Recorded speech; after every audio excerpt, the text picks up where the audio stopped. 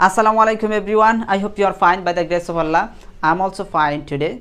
So guys, আপনারা যারা ইংরেজিটা শেখা শুরু করতে চাচ্ছেন, কোন জায়গা থেকে শুরু করবেন, কোন সেন্টেন্সগুলো আগে শিখবেন, কোন প্রনাউন্সিয়েশনগুলো আগে করবেন, so you don't know about that, তাদের জন্য স্পেশালি আজকের ক্লাসটা, অর্থাৎ বিগিনারদের জন্য আজকের ক্লাসটা, সোনামণি ছোট্ট বন্ধুদের জন্যও আজকের ক্লাসটা। ওকে, সো আজকের ক্লাসে আমরা ছোট থেকে যে সমস্ত লেটারগুলো শিখি, আপনারা জানেন ইংরেজিতে 26 লেটার, 26টি বর্ণমালা।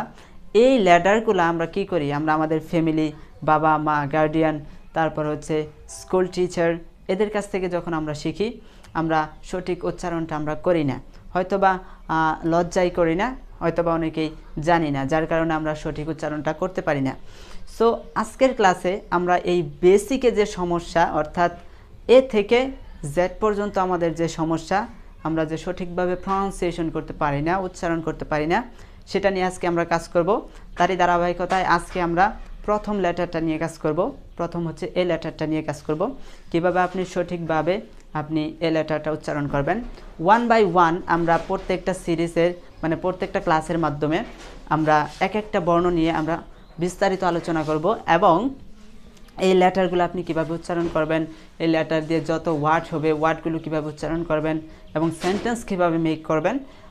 I will try to show you that kind of system properly. Okay, চলেন তাহলে দেরি না করে আজকের ক্লাসটা শুরু করা যাক। Let's begin. সো আজকের ক্লাসে আপনারা দেখতে পাচ্ছেন প্রনাউন্সিয়েশন পার্ট 1। প্রনাউন, এখানে প্রি এর সাউন্ডটা আপনাকে ঠিক করে করতে হবে, ফি বলতে হবে, পি বলা যাবে না। Pronunciation part 1, pronunciation part 1। আজকের হচ্ছে প্রনাউন্সিয়েশনের প্রথম ক্লাস, লেটার এ। লেটার এ আজকে আমরা বিস্তারিত আলোচনা করব লেটার এ নিয়ে। চলেন তাহলে শুরু করি। আমরা বলি, ছোটো থেকেই বলি এ, রাইট? সবাই আমরা বলি, আমরা ফ্যামিলি থেকে শিখছি, অথবা স্কুল টিচার থেকে শিখছি, কলেজ টিচার থেকে শিখছি, অথবা হাই স্কুল টিচার থেকে শিখছি, অর্থাৎ আমরা ছোট থেকেই বলি এ। এ শুনে অভ্যস্ত, যার কারণে আমরা বলি এ। এবং এই প্রনাউন্সিয়েশনগুলোকে আমরা করি টুডে। আমরা বলি এ, যার কারণে আমরা বলি টুডে, রাইট? টুডে। তারপরে আমরা বলি মে, মে। তারপরে আমরা বলি স্যাটারডে, রাইট? স্যাটারডে। তারপরে আমরা বলি ওয়ে, ওয়ে। কি বলি? Way, A, way. তারপরে আমরা বলি everyday, right? Everyday, everyday I go to school, right? তারপর হচ্ছে মানডে, আমরা বলি মানডে। কিন্তু একটা মজার বিষয় হচ্ছে, আমেরিকানরা এই লেটারটাকে বিভিন্নভাবে উচ্চারণ করে থাকে, অথবা ব্রিটিশরাও বিভিন্নভাবে উচ্চারণ করে থাকে। সেই অ্যাকসেন্টগুলা আমরা আমাদের কলেজ বা স্কুল থেকে শিখি না, বা আমাদের গার্ডিয়ান থেকে শিখি না, যার কারণে আমরা ইংরেজি সংবাদপত্র, নিউজ যেটাকে বলে, নিউজ বুঝি না। তারপর হচ্ছে ক্রিকেট খেলা বুঝি না। তারপর হচ্ছে ক্রিকেট খেলায় যে ধারাভাষ্যকার কী বলতেছে, we don't know about that, we can't understand properly, that's why, that is the main reason for that. Okay, right? So তারপর হচ্ছে এই। তাহলে এই এ সাউন্ডটাকে আজকে থেকে আমরা এ করব না, এ সাউন্ডটাকে আমরা কি করব, we will drop this sound. Okay, A. তাহলে আমরা এর পরিবর্তে বলবো এই। এর পরিবর্তে কি বলবো? এর পরিবর্তে বলবো এই, এই। আপনি বারবার বলেন এই, এই, এই, এই, এই। ওকে, এবার আপনি যদি এই বলে থাকেন, তাহলে আপনি বলেন টু ডে, টু ডে। তারপর মেই, মেই, মেই। তারপর আপনি বলবেন Saturday, Saturday, Saturday, Saturday.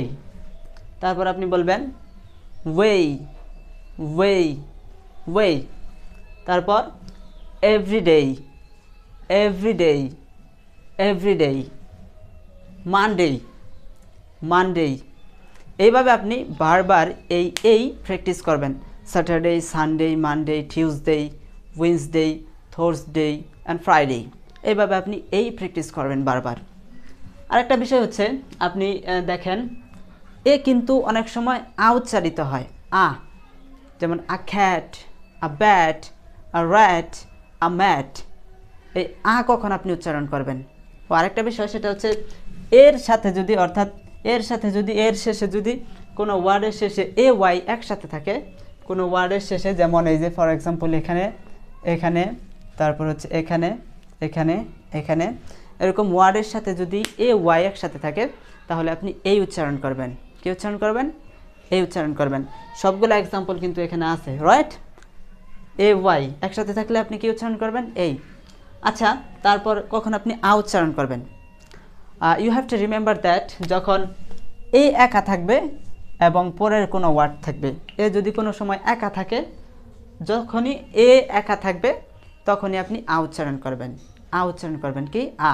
For example, a cat, a cat, a book, a book, a book, a fan, a fan. এই যে আমরা বলেছিলাম পি এর উচ্চারণ কি হবে? ফি।